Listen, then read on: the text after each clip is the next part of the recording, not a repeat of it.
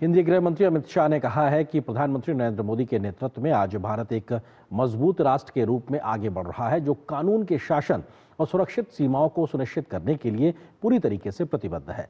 CBI के एक कार्यक्रम में बोलते हुए अमित शाह ने अंतर्राष्ट्रीय सहयोग को मजबूत करने की जरूरत पर भी जोर दिया, ताकि फरार अपराधियों को न्याय के दायरे में लाया जा सके। गृह मंत्री ने स्पष्ट किया है कि कोई भी अपराधी भले ही कहीं छिप कर बैठा हो, लेकिन भारतीय कानून के शिकंजे से वो नहीं बच सकता। दिल्ली में सीबीआई द्वारा आयोजित फरार अपराधियों के प्रत्यर्पण, चुनौतियां और रणनीतियां विषय पर हुए सम्मेलन में बोलते हुए गृह मंत्री अमित शाह ने कहा कि प्रधानमंत्री नरेंद्र मोदी के नेतृत्व में आज भारत एक मजबूत राष्ट्र के रूप में आगे बढ़ रहा है, जो कानून के शासन और सुरक्षित सीमाओं को सुनिश्चित करने के लिए प्रतिबद्ध है। अपराधी की चाल कितनी भी तेज हो, न्याय की पहुंच उससे भी ज्यादा गतिवान होनी चाहिए। और मुझे ये कहने में कोई दिक्कत नहीं है कि मोदी जी के नेतृत्व में एक मजबूत भारत सीमाओं की सुरक्षा के साथ साथ रूल ऑफ लॉ की मजबूती सुनिश्चित करने के लिए आगे बढ़ रहा है।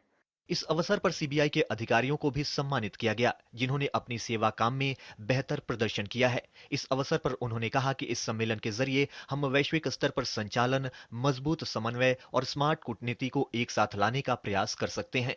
गृह मंत्री ने इस दौरान अंतर्राष्ट्रीय सहयोग को मजबूत करने की जरूरत पर भी जोर दिया, ताकि फरार अपराधियों को न्याय के दायरे में लाया जा सके।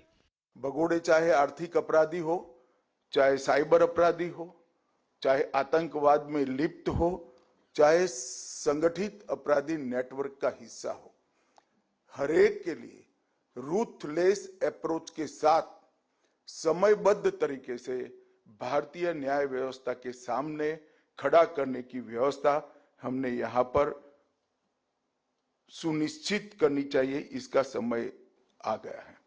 जनवरी 2025 में भारत पोर्टल की शुरुआत हुई, तब से लेकर अब तक प्रत्यर्पण करने वाले भगोड़ों की संख्या में तेजी आई है।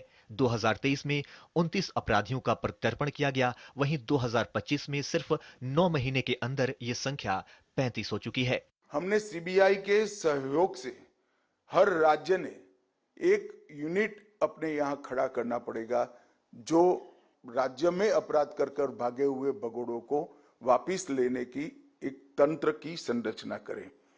होल ऑफ गवर्नमेंट अप्रोच से हमने इसको गति भी देनी पड़ेगी।